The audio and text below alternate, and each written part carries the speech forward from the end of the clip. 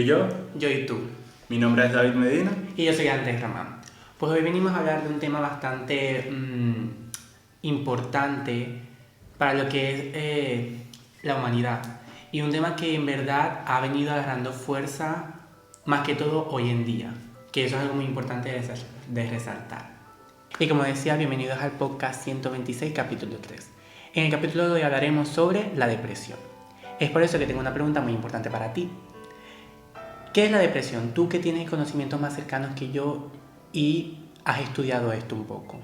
Bueno, Andrés, yo que llevo más o menos estudiando por propia cuenta, por manera autónoma, sobre psicología, porque es un tema que a mí me gusta, es una carrera que quiero estudiar y sé más o menos del tema. Por lo cual, te puedo decir que la depresión es un trastorno emocional que causa un sentimiento de tristeza constante. Este trastorno generalmente se produce de manera gradual, llegando al punto de que la persona puede llegar a ser completamente opuesta a lo que era antes de la depresión. Este trastorno es uno de los más peligrosos porque causa en el cerebro una disminución, una pérdida total de sus capacidades, llegando incluso a la persona no hacer nada. ¿Cuáles son estos factores que pueden desarrollar la depresión? ¿Cómo es el cerebro? Una imagen cómo es el cerebro con depresión y una sin depresión. Por lo cual, una persona con depresión es bastante peligrosa para ella misma.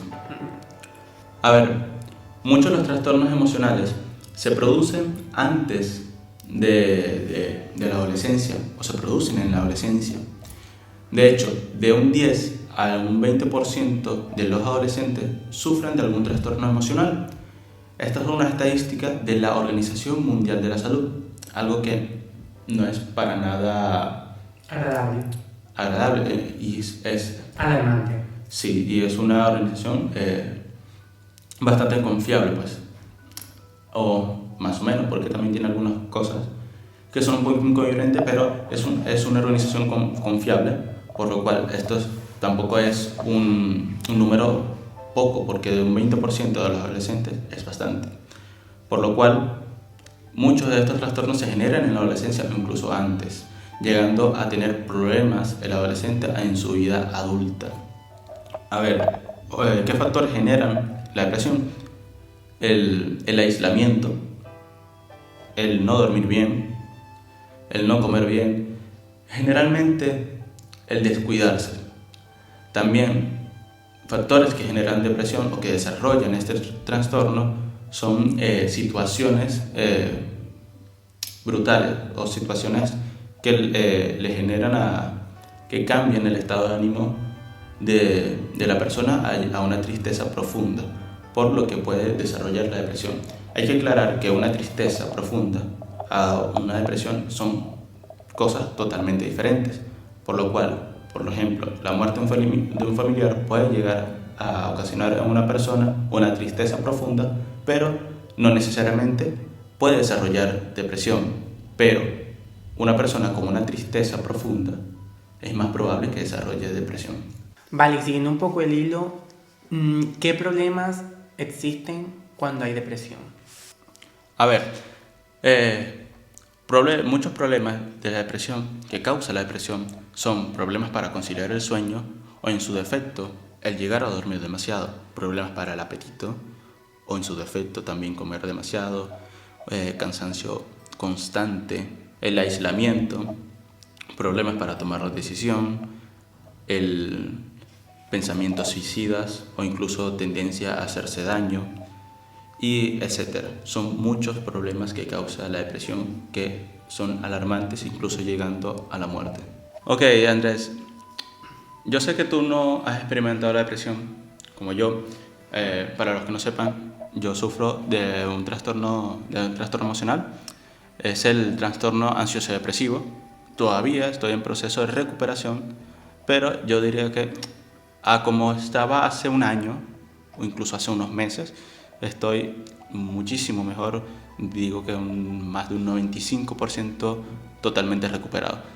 Así que tú, Andrés, sé que no has vivido algo así, o no has vivido el trastorno así, pero sí has experimentado como tercero la depresión. Así que, ¿qué se siente ver a otras personas en depresión? ¿Qué es lo que tú experimentas al ver a alguien con depresión? Bueno, para mí, como ya habías dicho antes, yo nunca he sufrido depresión o algún trastorno que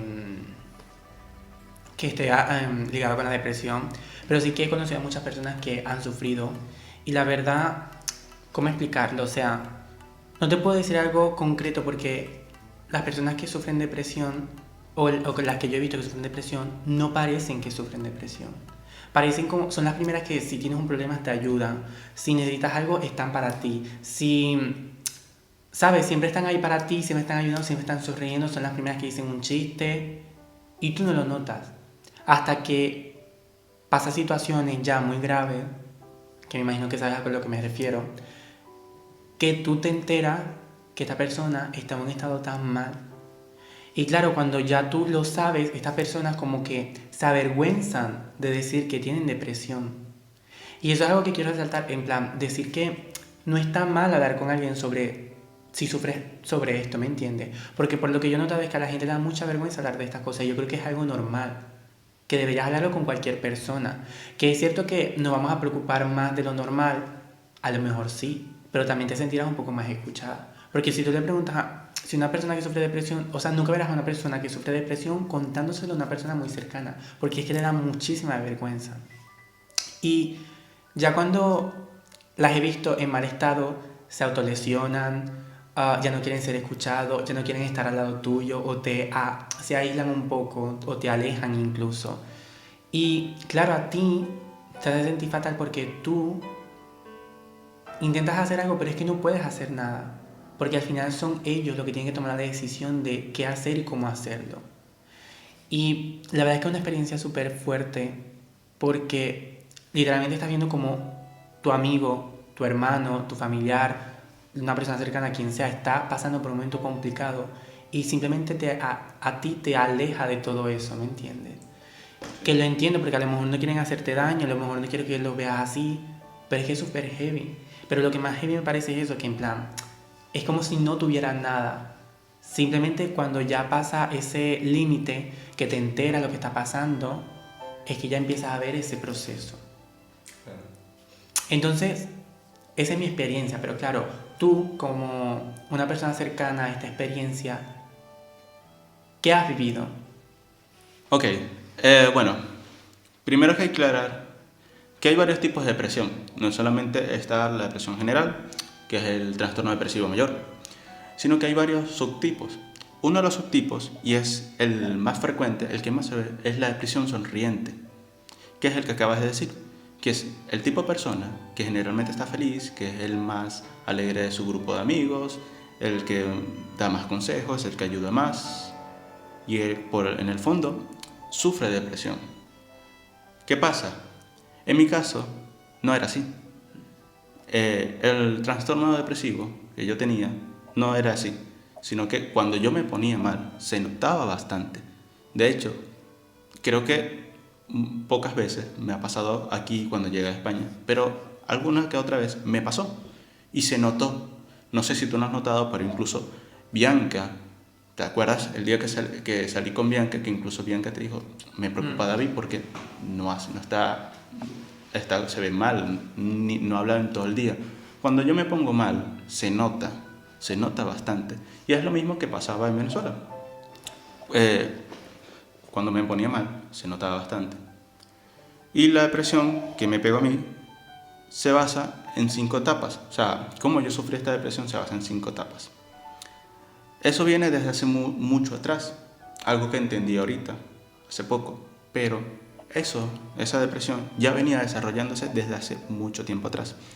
Y es en 5 etapas. La primera fue el rechazo social y el rechazo de las mujeres hacia mí. Por mucho tiempo yo sentía un rechazo social por ser no diferente, sino que era un poco como que... No entraba dentro de lo que... Sí, aparte de que yo soy un poco más bajo, era un poco más flaco, entonces, aparte de todo eso, me veía mucho más joven de lo que era, por lo cual, tanto las mujeres me rechazaban y muchas veces era como el payaso del grupo, por lo cual me afectaba bastante en ese momento, hasta que llegó a un punto donde me dejó de afectar.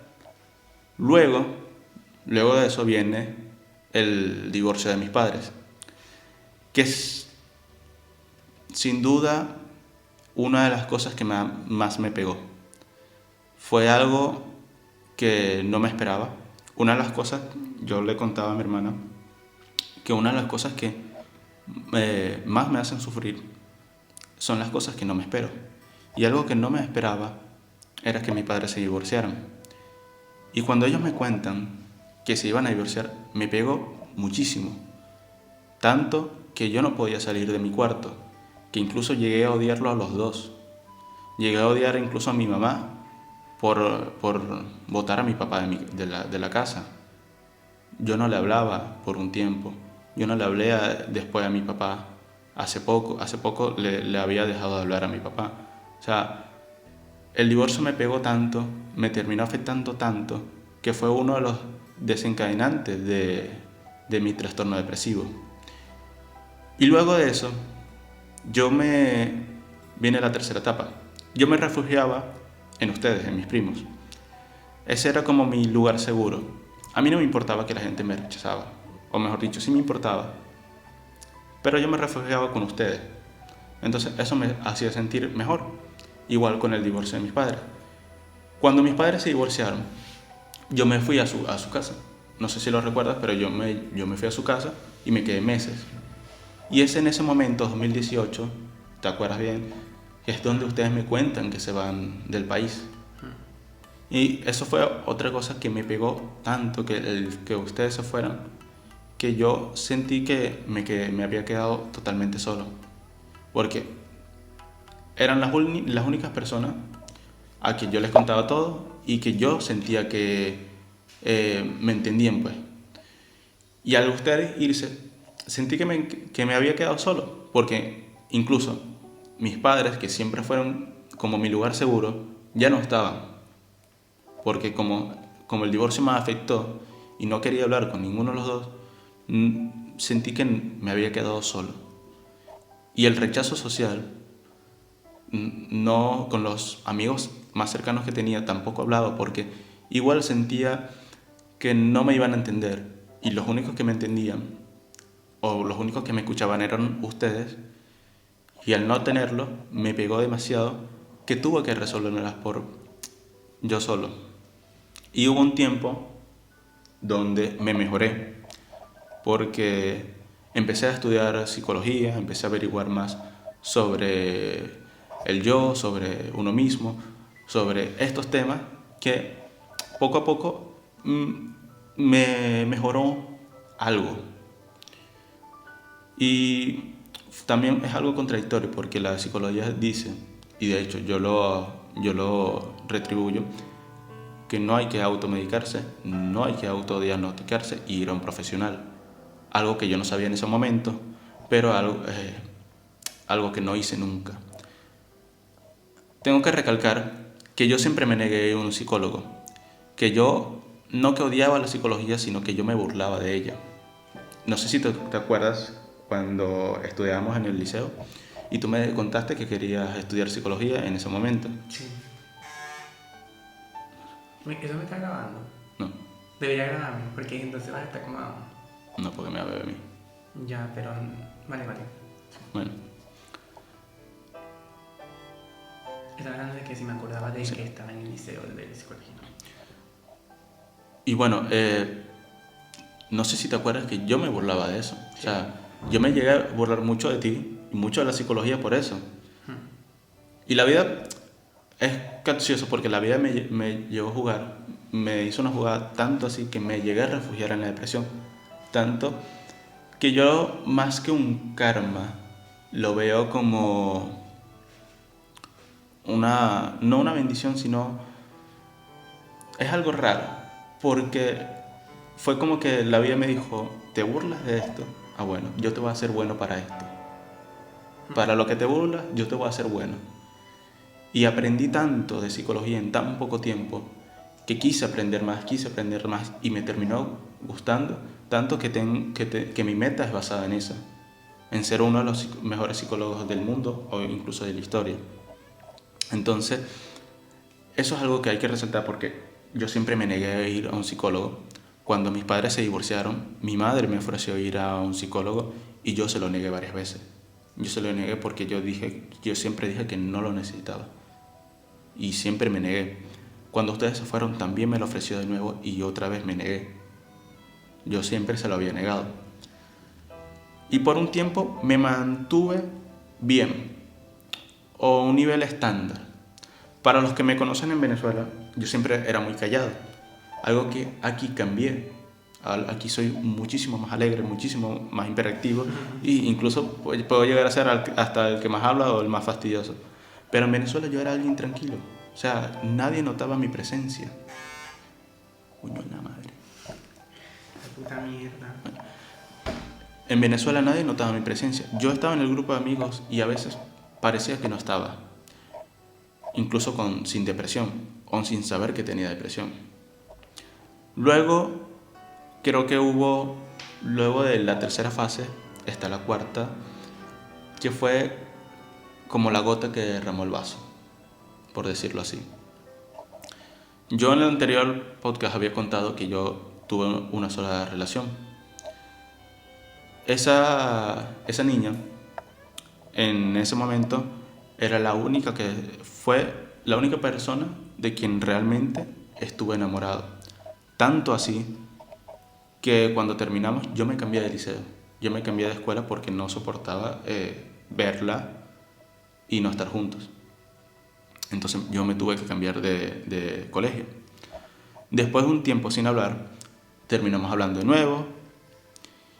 Y como a los 16, 17, mejor dicho, para que tengan un tiempo, 2020, más o menos en 2020, 2021, nosotros volvimos a hablar. Tanto que, mejor dicho, en 2019 yo empecé a trabajar y como empecé a trabajar, ella vivía cerca de casa de mi abuela y yo empecé a trabajar por ahí, por lo cual me tuve que quedar en casa de mi abuela. Y como sé que su casa quedaba por ahí, la iba a visitar muy seguido. Tanto así que esa conexión que tuvimos volvía a nacer. Y empezábamos como a tener ese acercamiento que teníamos antes y empezaba a fluir otra vez ese amor que habíamos dejado de la adolescencia o de mucho más joven.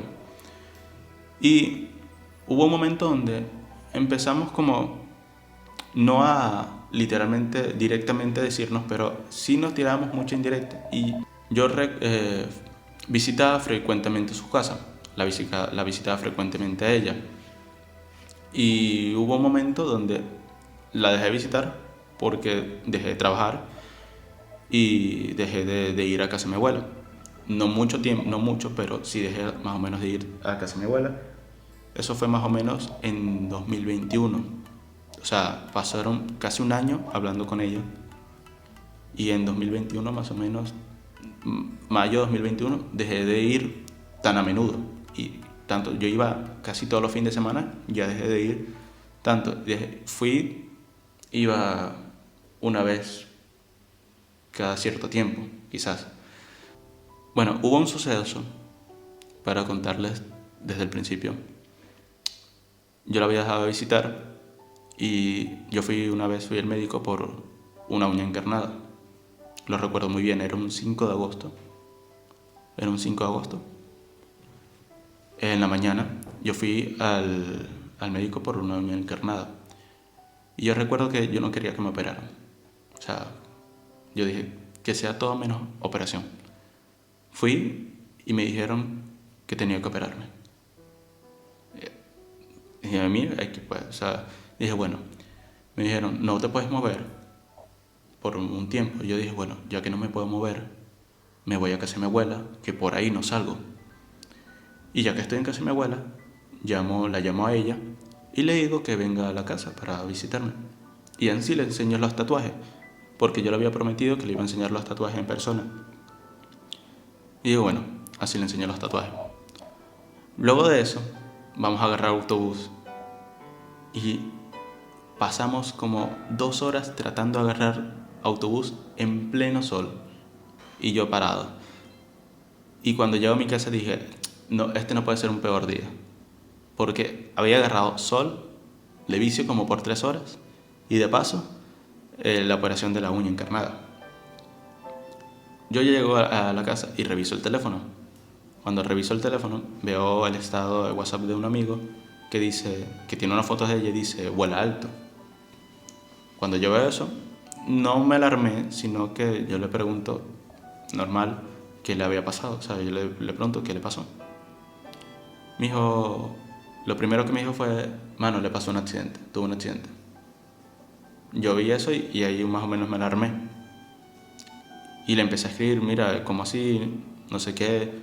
No me respondía. Como no me respondía, yo me meto en su Facebook. Y cuando veo su Facebook, dice, tenía una publicación de hace 20 minutos. Por lo cual me calmé un poco. Entonces, luego él me responde y me dice, mano, fue algo grave. Y de ahí me dejó de responder. Otra vez me alarmé y viene otro amigo, y dice, mano, ¿viste lo que pasó? Yo ahí dije, este me va a hablar de eso. Y después recordé que ese mismo día se había ido Messi del Barcelona. Y dije, no, este me dice lo de Messi. Y sí, era así. Por lo cual me había calmado otra vez. Pero después dije, la tengo que llamar. Voy y ya estaba algo alterado. Voy al cuarto de mi mamá y le digo a mi mamá que me preste su teléfono para llamar porque yo no tenía saldo. Mi mamá me pregunta para qué y yo le digo que me lo preste. O sea, le digo, sí, préstame el teléfono para llamar. Ella me ve la cara, se asusta y me da el teléfono sin decirme nada. Cuando yo la voy a llamar, salgo de la casa. Cuando yo llamo, trato de aislarme lo más posible para que no me escuche. Entonces salí de la casa y llamó a la mamá, porque le había pedido el número, yo tenía el número de la mamá y llamó a la mamá. Cuando llamo, me atiende el novio de su hermana. Y yo le recuerdo bien lo que le dije. Le dije que si me podía pasar a la mamá, me dijo que no podía hablar en ese momento. Y le pregunto qué le había pasado a María Rocío. Y me dice, se murió. Cuando yo escuché eso, todo se me fue abajo. Literalmente me tumbé en el piso a llorar como por 1 hora. Me quedé llorando en el piso 1 hora. O sea, cuando yo escuché él se murió, o sea, no hay sentimiento, no hay palabras para explicarlo. Fue un sentimiento inexplicable. Después fue que le dije a mi mamá y no sé qué. Después de eso, tuve un cambio tan brutal porque yo salía a la urbanización. En esos días yo salía a la urbanización o salía con mis amigos y si antes no me notaba, ahora menos. Por lo menos yo antes me reía de lo que hacían o X. Ahora no, en ese momento no. O sea, ellos hacían cualquier estupidez y mi cara era neutra, nada. O sea, yo no estaba, literalmente yo no estaba. Y yo recuerdo esos días porque yo me pasaba todas las noches llorando. O sea, fue como 2 meses mal, así, más o menos. Después de eso, o sea, a partir de ahí fue que todo empeoró, porque me volví más sensible, más vulnerable y más irritable, todo que terminó afectando mi alrededor. Tanto así que hubo un momento donde otra vez mi mamá me ofreció ir al psicólogo, a lo que otra vez yo se lo negué, aún sabiendo, porque en ese momento yo tenía más conocimiento de psicología y aún sabiendo eso, yo se lo negué de nuevo. Algo que no me arrepiento de hoy en día, pero sí lamento no haber ido antes. Luego de eso fue un cambio tal así, que es donde entra la quinta etapa, las discusiones con mi hermana. O sea, me terminó afectando tanto esto, que afectó mi alrededor, tanto que no me tuve discusiones con mi mamá, tenía discusiones constantes con mi mamá, y algo que me afectaba más, que tenía peleas con mi hermana, tanto así que era el comportamiento de los dos era inestable. O sea, muchos días estamos bien, como que muchos días estamos mal. Y eso me terminó afectando aún más. Por lo cual hubo momentos donde yo me senté y dije que sí lo tenía. Dije, yo tengo depresión. Yo soy fiel creyente de que no es lo mismo tener depresión a tener una tristeza, o a tener una tristeza profunda. Yo soy fiel creyente que no cualquier cosa causa depresión. No porque te sientas mal hoy tienes depresión. Pero también soy fiel creyente que cuando alguien realmente tiene depresión, no hay que minimizarlo. No hay que decir, bueno, yo te apoyo, o sea, eso se cura solo. No, la depresión no se cura sola. Y hubo en ese momento que yo me senté y dije, aquí pasa algo. Ya en ese momento yo lo sabía, pero nunca me atreví a pedir ayuda. Nunca. Hasta que hubo como un punto de quiebre, que yo me dejé de hablar con mi hermano y mi mamá notó que yo estaba mal, que me sentía aún peor que antes. Y ella se me acercó, me dijo que si me pasaba algo, no sé qué. Y ahí fue cuando yo le di, y ella otra vez me ofreció ir al psicólogo, a lo que esta vez yo acepté. A partir de ahí fue como inestable, por decirlo así, un cambio inestable. Empecé a ir al psicólogo, las cosas empezaban a mejorar, no los voy a mentir. Y a veces empeoraban, a veces mejoraban. Hubo un momento donde la psicóloga me dio de alta, donde incluso pasaron 6 meses después que me trató y me dio de alta. Y por un tiempo estaba bien, pero luego llega una recaída, que es lo que voy a decir ahora. Cuando después que pasas la depresión te vuelves más sensible y vulnerable a esos detalles, a cualquier detalle, por lo cual las recaídas son fáciles de llegar, y una recaída es muchísimo peor de lo que es el principio, de lo que era el principio. Llega esa recaída, y esa recaída fue muchísimo peor, fue tanto así que yo no dormía, no comía. O sea, el que yo no durmiera no era tan anormal en mí, porque yo me trasnochaba bastante. Pero el que no comiera, o sea, era bastante inusual. Mi mamá me veía que no comía y era inusual. Incluso yo, cuando me ponían la comida en la mesa y no tenía hambre, no sentía apetito, hasta a mí me dolía, porque me preguntaba por cómo es posible que me pase esto. Y cuando intentaba comer, me daba náuseas. O sea, no podía comer. Y a veces me forzaba a comer, simplemente porque tenía que comer. No quería salir, no quería hablar con nadie. O sea, era tanto así que yo quería estar encerrado en el cuarto y no hacer nada.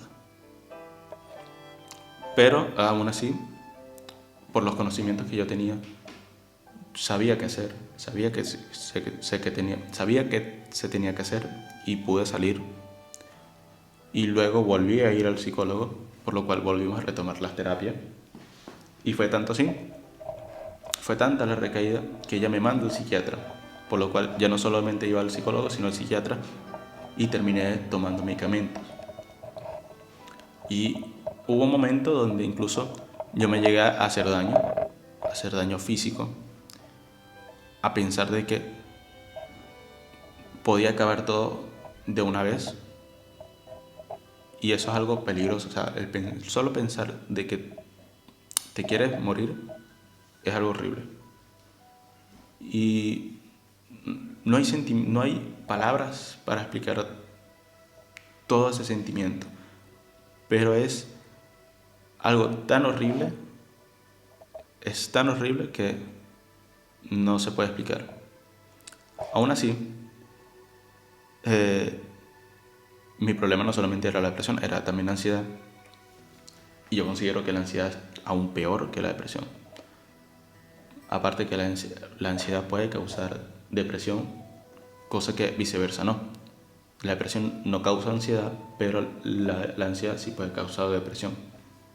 El punto, que yo me llegué a sentir tan mal que me cortaba, me quedaba encerrado.